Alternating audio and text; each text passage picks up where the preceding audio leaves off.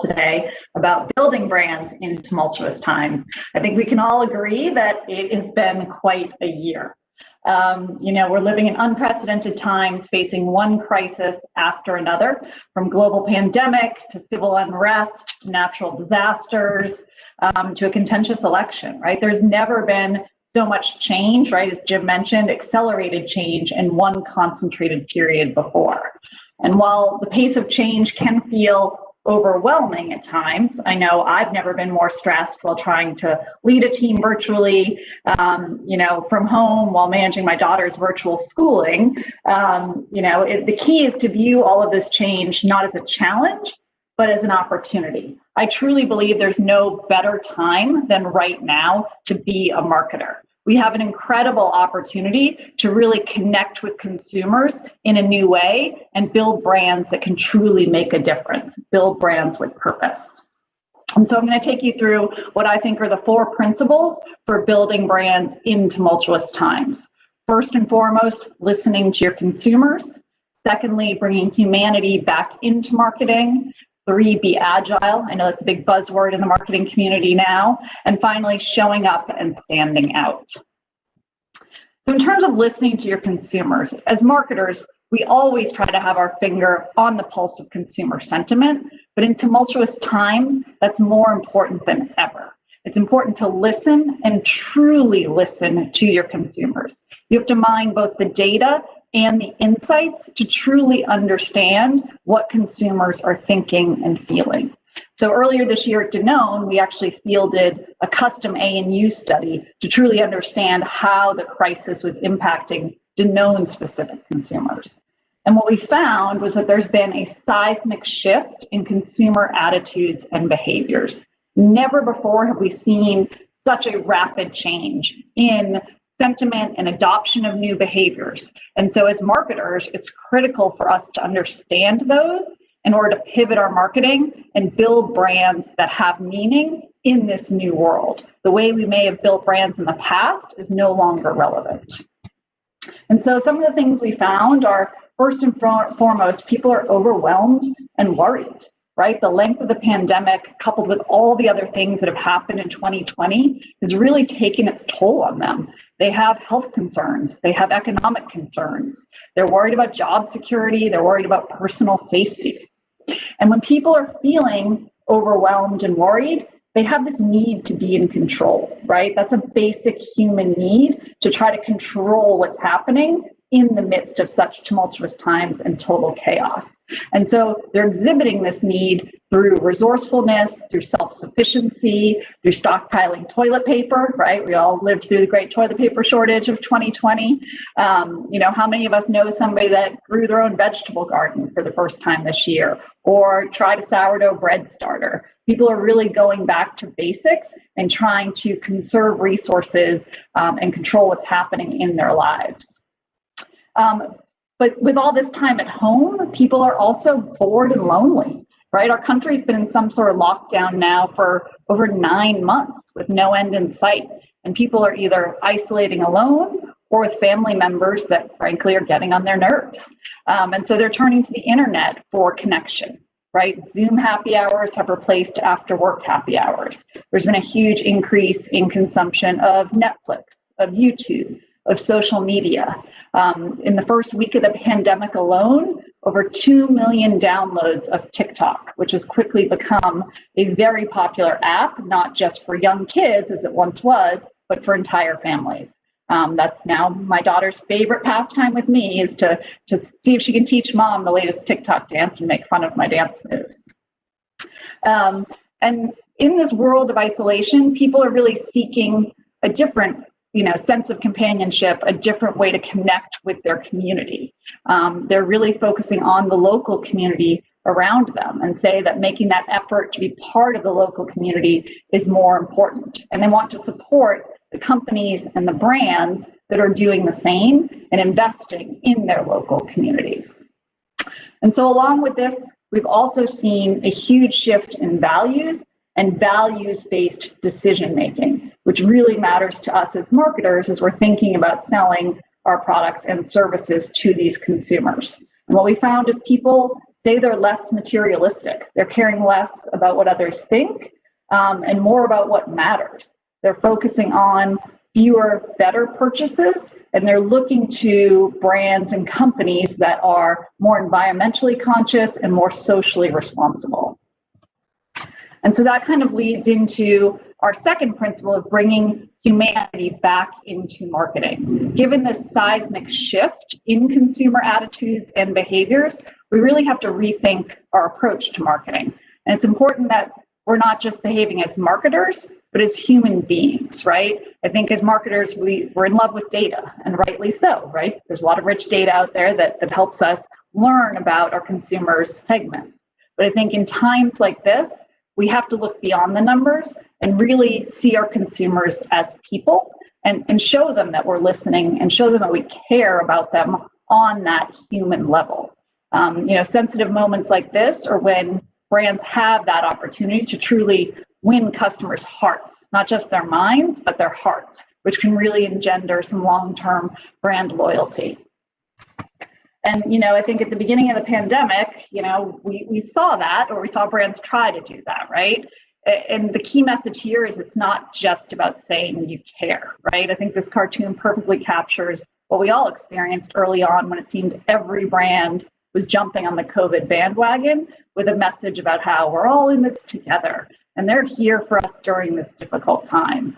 And brands that did that, frankly, missed the mark. 55% of consumers said they felt that brands were pandering with their COVID messaging. And I think we have to remind ourselves as marketers is that consumers are smart. They don't want platitudes. They don't want generic statements of solidarity, right? It became this sea of sameness where every brand has the same COVID message. And so what do consumers want from us? They want transparency, they want empathy, and now more than ever, they want action. And so I think now the truth matters more than ever. People want to align with brands who are empathetic and are going to take action to make a difference, as we saw before, in their lives, in their local communities, and brands that are truly living their purpose in a meaningful way and are committed to making that difference. So let's talk about some brands that tried to do that this year and some that did it well and some that maybe missed the mark a little bit.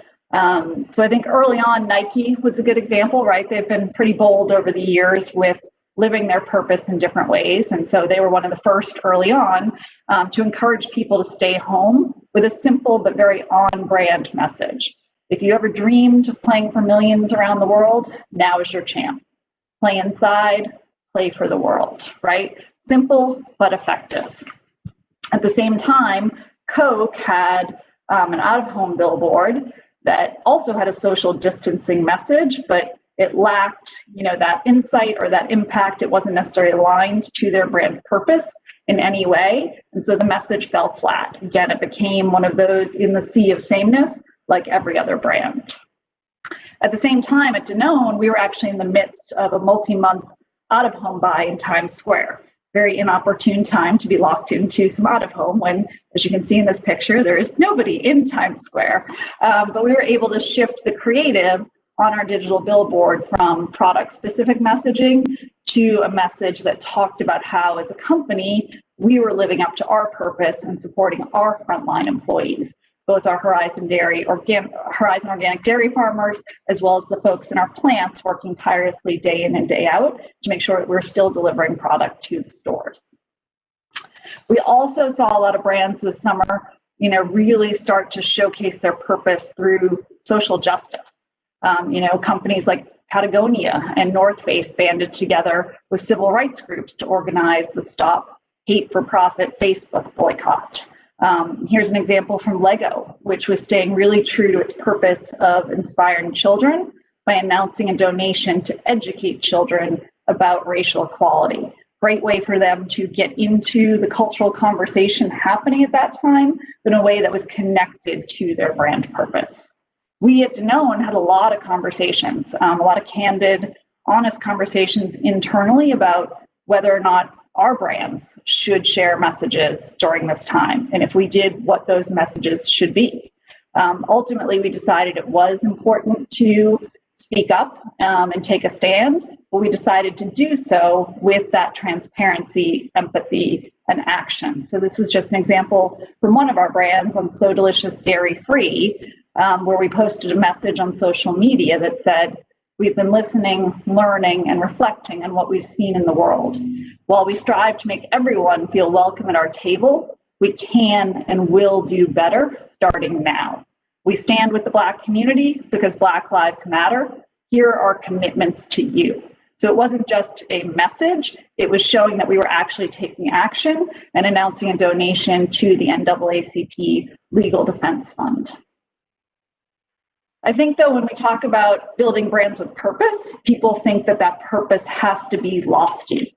And I think people get a little tripped up in that. And so I wanted to share an example to show that the purpose doesn't necessarily have to be about, social justice or sustainability. It's about truly understanding your brand and what matters to your consumers and living that purpose in an authentic way.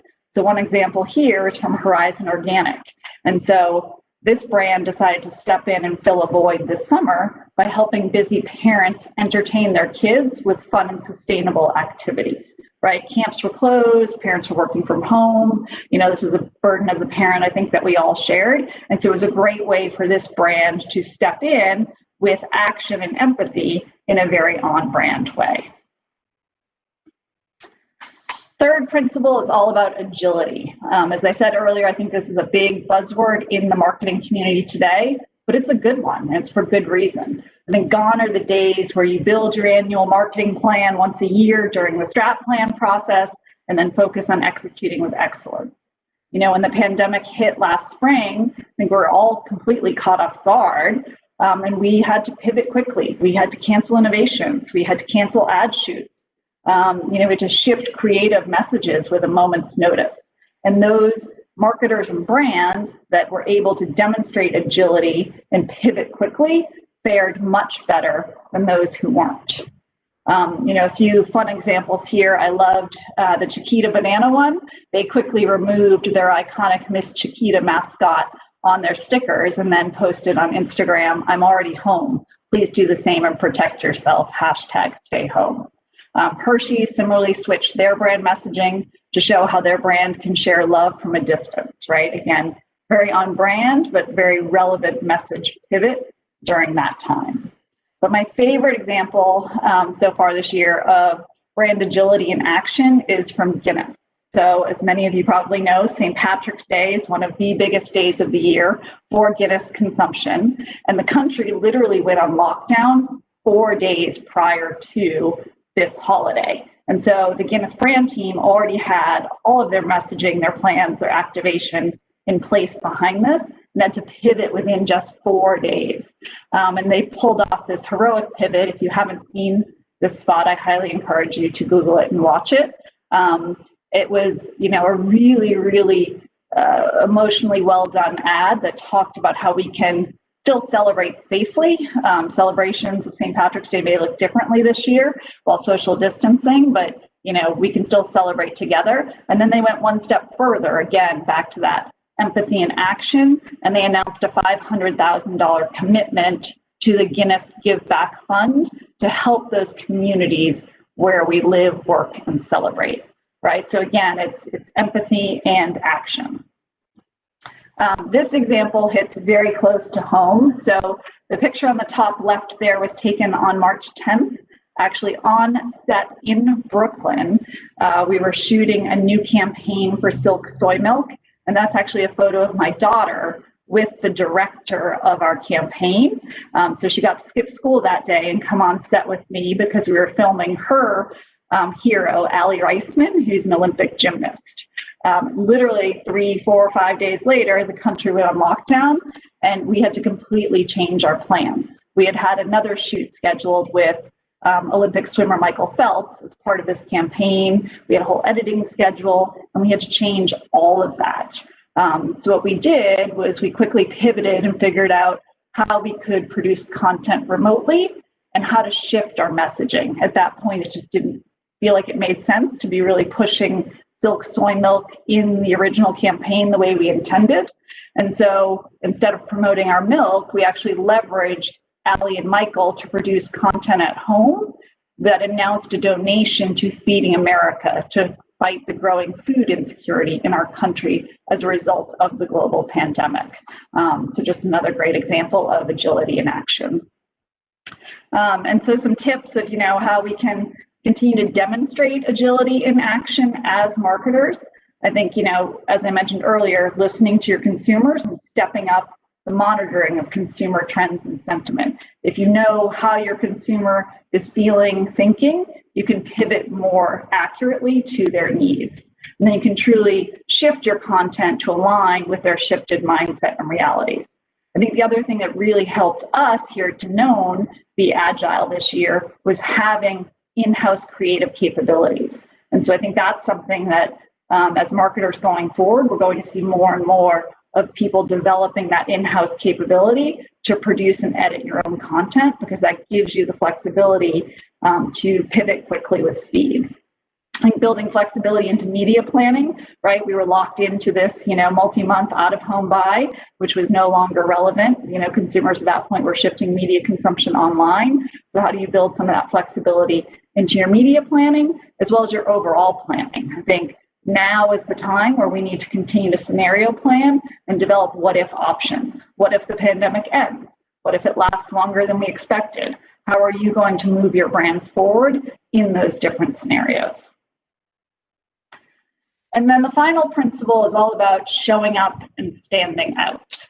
As we talked about, there was a huge shift in media consumption patterns during COVID. And so it's important to show up where your audience is, right? Potentially shifting away from out of home, from transit media, from more traditional types of media to where the audience is now. They're spending all of this time at home. Their online video consumption is through the roof. Their social media consumption is through the roof.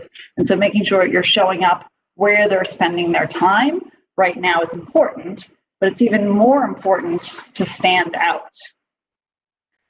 This stat is a bit staggering, but there are over 640 million posts per day, right? Consumers are being bombarded with messages every second of the day from multiple screens. I mean, I look at my 10-year-old who sits there with her Chromebook and her iPad, and maybe has the TV on in the background, right? This is truly a digital multi-screen generation who are being bombarded with multiple pieces of content at any given time. And 87% of branded content has zero engagement. As a marketer, that scares me. We have to make sure that we're producing content that's not just getting shared, but is breaking through, is showing up and standing out and driving that engagement with our consumers. And so how do you do that? I think first and foremost, staying true to your brand purpose. We talked earlier about how consumers are smart. They see through brands that aren't being transparent or authentic or truthful in who they are and what they want to do. Going after hearts, not minds. We have to make that emotional connection with consumers and win their hearts over. And you can do that by telling incredible stories. Stories are what's going to drive that emotional connection. Don't just talk about your product benefits, bring them to life in a way that tells an incredible story that draws the consumer in and leaves a lasting impression. I think another one is about cultural moments. I think a lot of brands struggled with that this year. How and when do I engage in the coronavirus pandemic, the social justice happening? Do I comment on the election? And I think it's really critical as a brand to understand your brand purpose and only capitalize on a cultural moment if it truly makes sense for your brand and if you have something meaningful to contribute. So one example I'll share is from our Oikos 000 brand, which is the official yogurt of the NFL. And I think is a great example of how to leverage the right content in the right cultural moments just to stand out. So our campaign on Oikos 000 this year was all about stronger makes everything better. And as the official NFL sponsor, we wanted to get involved in the Super Bowl. So we actually created a Super Bowl spot that celebrates the strength of football players past and present. It was called Yo Glutes because it was really focused on celebrating some of the greatest glute moments in the NFL, set to the Major Lazer tune of Bubble Butt. So by leveraging some really iconic content along with some really standout music in a culturally relevant moment, we're able to cut through some of the Super Bowl clutter and really stand out. You can see here we were named one of the best 2020 Super Bowl commercials, which is a huge, huge accomplishment for a brand that had never been on the Super Bowl before. And we wanted to continue that with another culturally relevant moment for the NFL, which is the NFL draft. And so we continued this in April with a spot called Flex Your Triceps. For those of you football fans, you know that the NFL draft is really known for these iconic shots of players crying when they get picked by a team. And so we wanted to tap into that insight and that cultural moment as an opportunity to highlight the full spectrum of strength, right? Stronger makes everything better, but there's physical strength and then there's emotional strength. And so we showed that it's not crying, it's flexing your triceps. So again, a very on-brand way to capitalize on a cultural moment that helped our brand really show up and stand out. So those are my 4 principles for building brands in tumultuous times. We're certainly living through more tumultuous times than I've ever experienced. But I think by truly listening to your consumers, understanding their attitudes, their shifts in behavior, and then speaking to them as human beings, having that transparency, that empathy, and most importantly, taking action to make a difference in their lives and their communities is what matters. And then in times of chaos, we need to be agile. We're going to have to pivot our media plans. We're going to have to pivot our creative. This is the new world that we're living in. And so as marketers, that skill is going to be more critical than ever, which will enable us to show up and stand out and make a difference with our brand purpose. So thank you for listening. Thank you, Linda. That was such a presentation. I am happy. Are we going to get into the conversation? I don't believe so, but thank you. I'm excited to be able to speak with you today about everything you just shared with us and extend it to include also leadership in companies and managing teams also. So let's start with one of your principles, which is listening. I have a question for you in terms of listening to consumers. Now, as you mentioned, 9 months into the pandemic, we know the vaccine is coming. You fielded that survey. How often are you listening? Because things are changing so quickly, and knowing that the vaccine is going to come and that, how are you planning against that? How are you listening and then planning media against what may be a shift pretty soon, hopefully in the spring, to something closer to normalcy? Yeah, it's a great question. When the pandemic hit, we did the deep dive with the ANU study, but we supplemented that with weekly pulse checks with our consumers because things were changing so rapidly at that time, right? Again, there's never been such an accelerated change in one concentrated period. So those weekly pulse checks were really important for us to understand what was happening. We have scaled back on that now that it feels like we're in this new normal, to use the most overused buzzword of 2020.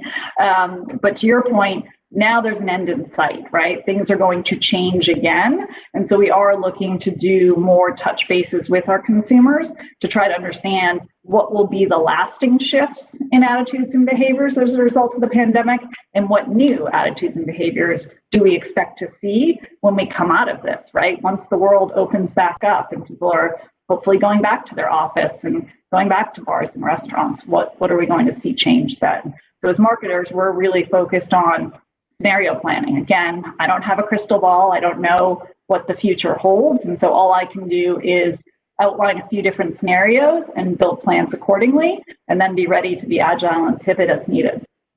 Yeah, I think that's interesting. And it's interesting to see how many of the changes have remained like a scar on us, and some for good and some maybe not for good, and how, or do we forget so quickly? It'll be interesting to see and go back to the way it was. But I think that's another thing to think about internally with teams. We talked about how it's been different to manage at the beginning of the pandemic to today. And I'm wondering, if you could elaborate on what we discussed when we were preparing for this, you were talking about how early on in the pandemic, you saw a lot of motivation from employees. Now, maybe there's a little bit more burnout. And how do you listen and then, modulate like how you're managing the team? I mean, you have hundreds of marketers, right? At Danone. Yes, and I think that principle absolutely carries over to leadership. It's not just about listening to your consumers, it's about listening to the people on your team. And so I've been very mindful of listening to them, not just as a group, but as individuals. So I've set up small group roundtables throughout the pandemic where there's no formal agenda. We just bring small groups of the team together to share what's on their mind. What challenges are they facing working from home? What can leadership do to help facilitate that, in a new and different way for them? I've also blocked certain hours in my calendar every week for coffee chats. Again, anyone on my team can sign up for an informal coffee chat, and we just talk. I get to know them better. They get to know me better. We can talk about business. We can talk about personal stuff, whatever's on their mind. It's just a new way, to have that open door policy outside of the office and maintain that connection and that, open forum for listening to what they need. I think that we were talking earlier, you mentioned humanity. Like we're all seeing each other's humanity more. I like how your background is fuzzed out, but I'm here in my bedroom to hide from my children that are downstairs working and would disturb me down there. So speaking of that, responding. So you're listening and then you're responding. In terms of continuing with this, the leadership angle of responding, what do you think that, your team, you're seeing their huge stressors? How do you think it's impacting the ability to stay on track with the goals you have as a company? Yeah, I think I've seen it manifest in a few different areas. I think the biggest challenge and one that I face personally is balancing, family with work, right? The lines have completely blurred right now. My daughter joins a lot of my meetings. She loves to have an opinion on creative and things like that. And I think that's been a blessing and a curse. I think a lot of people are struggling, particularly those with younger children at home, to really manage that and carve out time to focus on what needs to get done. And I think the reality is that's almost impossible to do. And so as managers, we have to listen and hear what their challenges are and be truly empathetic to those challenges. What they're working on and how they work is going to look different because of that challenge. I think the other thing we face as marketers, and particularly within my team, because I do manage a large creative team, is how to keep the creative juices flowing, right? I think a lot of creatives feed off that in-person interaction, those water cooler chats, those, off-the-cuff brainstorms where you're building on each other's ideas. And so we've had to find new ways to create that type of environment. So we invested in Slack as a technology and a way to keep in touch in a different way. Sometimes we'll just do open WebExes where we're all on WebEx working together. It's not a meeting per se, but it's trying to recreate that office environment. We'll do walking one-on-ones where we agree to get outside the house and go for a walk while we talk, because that may spark new ideas or new thoughts in a new surrounding. We're sending out weekly creative inspiration emails, highlighting different things we've seen in the world that week that might spark somebody else's creative inspiration. So just trying to find new ways to keep people focused and motivated in this tumultuous time. Yeah, I think you have to work harder. We have to work harder to find smarter inspiration because we are stuck in our homes so much. I'm in California and there's even in Los Angeles, even stricter stay-at-home orders. And I find that work is my social life in so many ways now because that's when I talk to everybody all day. And it's become my hobby, but then that's, my personal life, my creativity is, then I'm digressing. So yeah, it's an interesting time, definitely. Agility. So agility, I think, was just called out in your presentation so well. My question is, when you mentioned that, you were locked into this out of home commitment, does that mean our commitment's going to be dead because you do need agility? Would you rather be, I guess, continuously spot buying forever? How will you change your approach or not change your approach in that regard? Yeah, I mean, back to your earlier point on what are going to be the lasting changes as a result of this, I do think we're going to see a significant shift in how agencies operate, how media buying operates, right? Shifting from a significant upfront media buying process to, yes, more spot buying, more scatter, things like that, to be able to maintain the flexibility that's needed in uncertain times. From a creative standpoint, I think we're going to see fewer huge, campaigns that are planned and produced, a year in advance, and much more authentic, real-time creative. And the benefit of that, not only is it more cost-effective and efficient, but it actually resonates more with consumers. They're living in a world of TikTok. They like that more authentic, less produced content, and that's what they're engaging with. So I do think there's going to be a wholesale shift in how we plan media and how we plan and execute creative going forward. Does that mean that there's going to be less opportunities for big moments, like really big marketing zeitgeisty moments where everyone's, seeing the same thing at the same time? Yes, of course, there's going to be the Oscars and there's going to be the Super Bowl, but like sports ratings are down. I was thinking about this, and I think that the one category where specific moments seem like the most important is entertainment, when they drop, a show or something, even though that's shifting too. And it seems to me in CPG, there's less of a need to pay that premium, lock in that inventory, but then maybe the cost or the negative would be like these zeitgeisty moments. It's like a slow burn, and then you hope maybe you get like the cranberry juice zeitgeist moment on TikTok. I don't know. Yeah, it's interesting as marketers, growing up in my marketing career, we were always focused on those tentpole moments, whether it was the Super Bowl, the Oscars, the Golden Globes, the Game of Thrones premiere, and those moments are becoming not necessarily fewer and further between, but different, right? I think different cultural moments are taking precedence now. And a lot of that has to do with the way that people consume media and the shift there, where we're not all watching the premiere of the show at the same time, right? People are streaming and binging on their own terms. And so that has shifted. Sports have been completely upended as a result of COVID. Who knows what the future of sports will look like? I do think the Super Bowl will still be one of those cultural moments for advertisers. I was reading yesterday that they're almost completely sold out of Super Bowl inventory. So I do think we'll still have a few of those moments, but it's also now about creating new moments or jumping on impromptu cultural moments. And that goes back to the agility. You have to have the flexibility and the agility to jump in a moment that you did not plan for earlier in the year. Definitely. I think what another interesting shift in it is even like the Netflix effect of old shows becoming the zeitgeist again that were there 5 years ago. You never know when something's going to be uncovered. I thought I took some pictures of your presentation because I thought some things were really interesting. One was that people feel the need to be in control. And what I thought was so interesting, because we did a survey as well of players, and we found that that was part of why they like to play games, that it gives them a sense of control and accomplishment.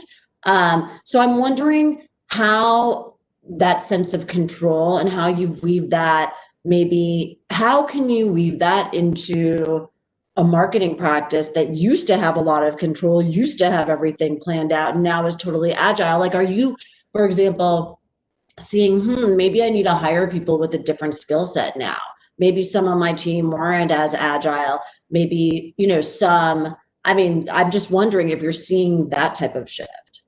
Yeah, it's really interesting. I actually hadn't thought about that, but I think it makes a lot of sense, right? As you think about what does the marketing talent of the future look like, the ability to manage through ambiguity and uncertainty is absolutely a critical skill to have.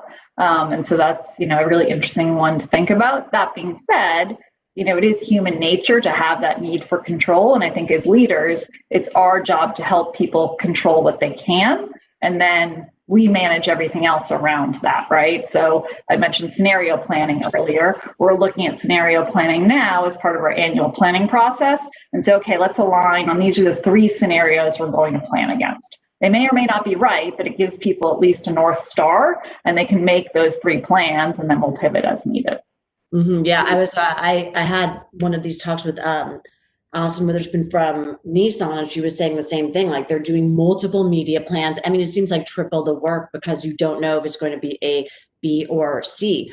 Yeah, my team has never worked harder than they have this year. Yeah, exactly. I know it's true. But one thing I will say is that I've always been in digital. Like I started that there in 1998. I'm an old broad, and it's always changed so quickly that I feel like I'm used to the constant change, but the stability, there has been control in the companies I work for, even though everything's shifting constantly. So speaking of shifting, we're having a couple questions come up from the audience. What are your brands currently doing in terms of like your changes with in-store strategies and e-commerce strategies?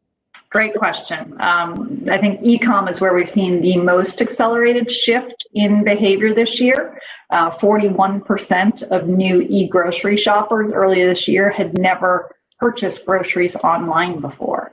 And I think early on, a lot of the online players were struggling to keep up with the demand. Instacart had to hire over 200,000 new workers, et cetera. But now that the kinks have gotten worked out, they do believe that this will be one of the lasting shifts that we see in consumer behavior, because they now see how easy it is to buy groceries online. The experience is much better than they anticipated. It's saving them, hours each week. And so as marketers, we've had to shift a lot of our focus from traditional in-store, traditional retail to online grocery. And that's in terms of making sure, one, we have the right product assortment for the digital shelf. Two, we have the right search and media strategy. So I do think you're going to see a lot of dollars shifting from traditional media to e-retail. And then a lot of the activations and programs that you want to do behind that. So I think that's going to be a huge focus for most brands going forward. Is the cap dead? Is the in-store promotion dead? I don't know. I mean, I think stores will always serve a purpose. I think one of the biggest challenges that we talk about here internally is when you're launching innovation, right? In the store gives you that opportunity to browse and to discover new things, right? It's that treasure hunt, that Costco mentality that you don't get online. When somebody's purchasing online, they either have a list, they're purchasing from, a prior basket or order, or they're typing something into the search engine. And so you don't necessarily have that same opportunity to, facilitate the discovery of new products unless it's a very calculated media plan to do so. Yeah, I agree with that. And I think what is interesting is that the coasts, as it were already maybe more accelerated in their adoption of e-commerce and buying groceries online. And it's the rest of the country maybe now in the middle. I don't know the exact regional adoption is sort of catching up. But I will say for me, being a busy full-time working, mom of two, like I still love going to the market. I really do. And it's your time alone. Am I alone in that? No, it's your time. I like to whenever the fruit is never as good when they pick it out for you. You know what I mean? Anyway, we're getting a couple more questions. How has Danone pivoted as it's related to your innovation strategy?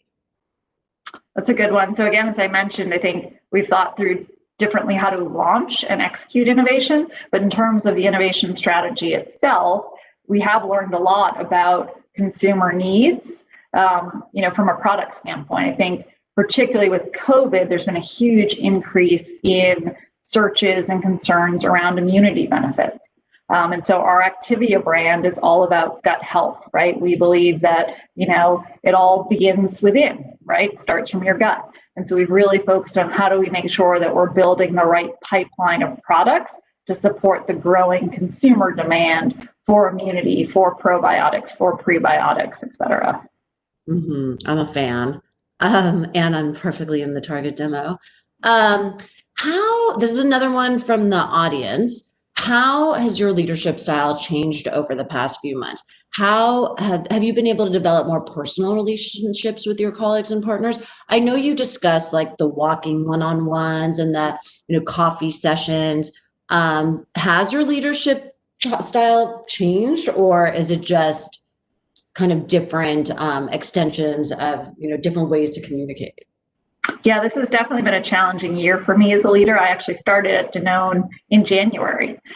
We have an office here in New York where I'm based, as well as an office in Colorado, and my team is split across both. So I spent a lot of time early on traveling back and forth to meet folks on the team.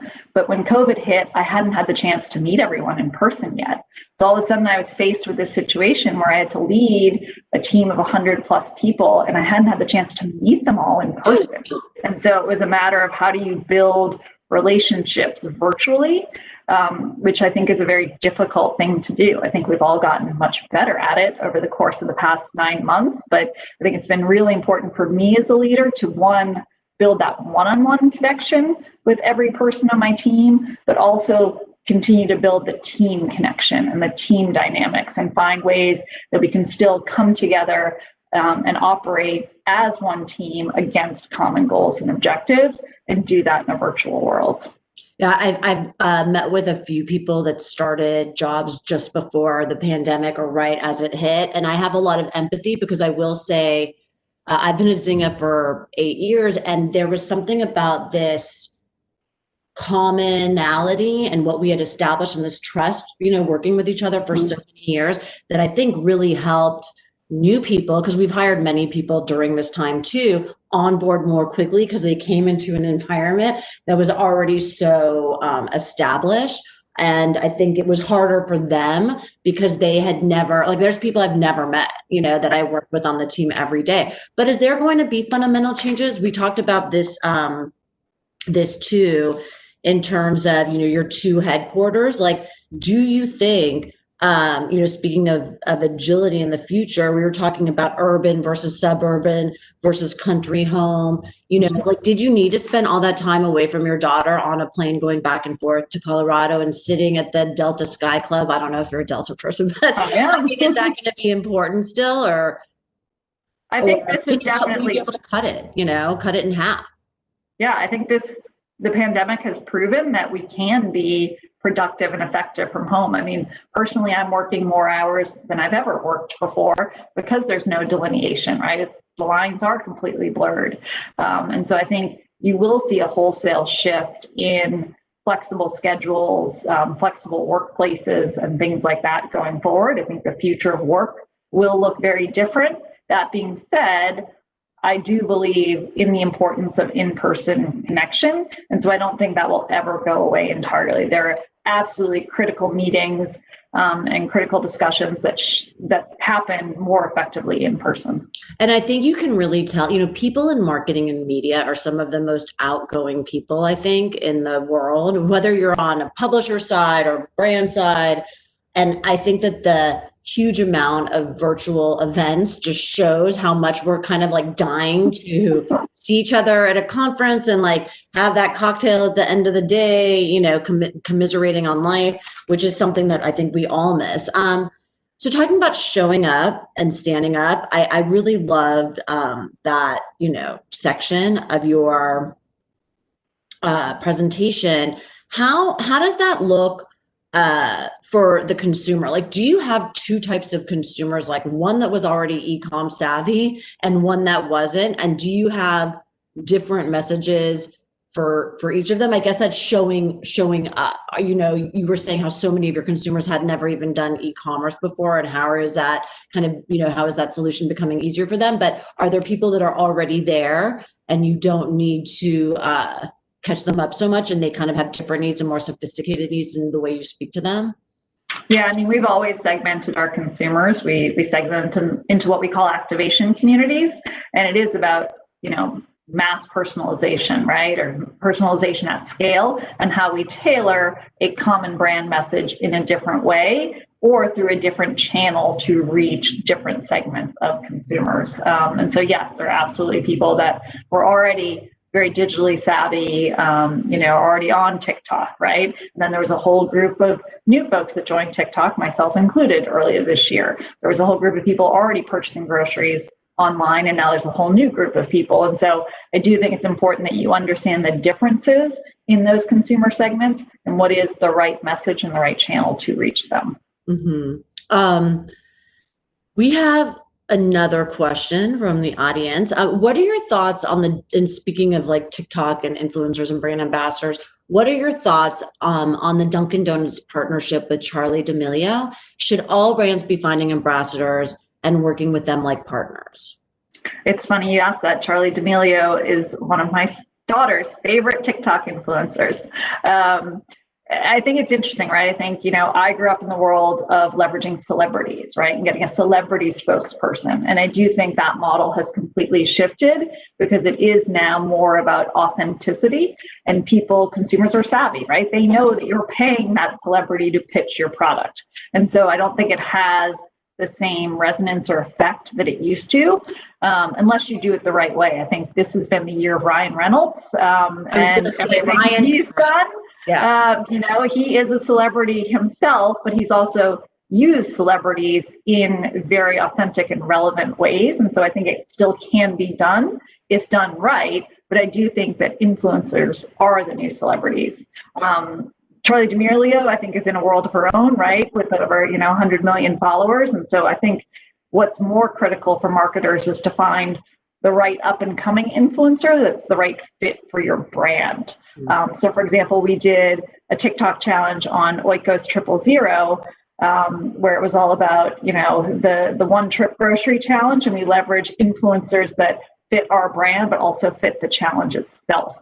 And I think that's what's important to drive that authenticity and resonate with your consumer target. There's a lot of nuances. You're a busy lady planning against all of these. Okay, James is back. So that concludes our chat today. But thank you so much for joining. And Brand Innovators, thank you for having me. Linda, Gabrielle, thank you. That was such a good session. And just, Linda, it was very insightful to hear your keynote presentation. I mean, you absolutely nailed it. And so many of the things you said, they seem so straightforward, but they end up being pretty complex, I think, for the modern marketer. So thank you for that. One other thing I loved was you talking about how your kids come to meetings. I think we all have that experience, and in many ways, right? We've talked a lot about personal connections, or at least you two did on the panel. And I feel with my team, I become connected to them in much deeper ways than we were before, because we all see each other's reality, which isn't always the case. And then also great promotion for Ryan Reynolds, because we're going to be talking about him a little bit later today too. So Linda, Gabrielle, thanks again. Have a great day. Thanks so much.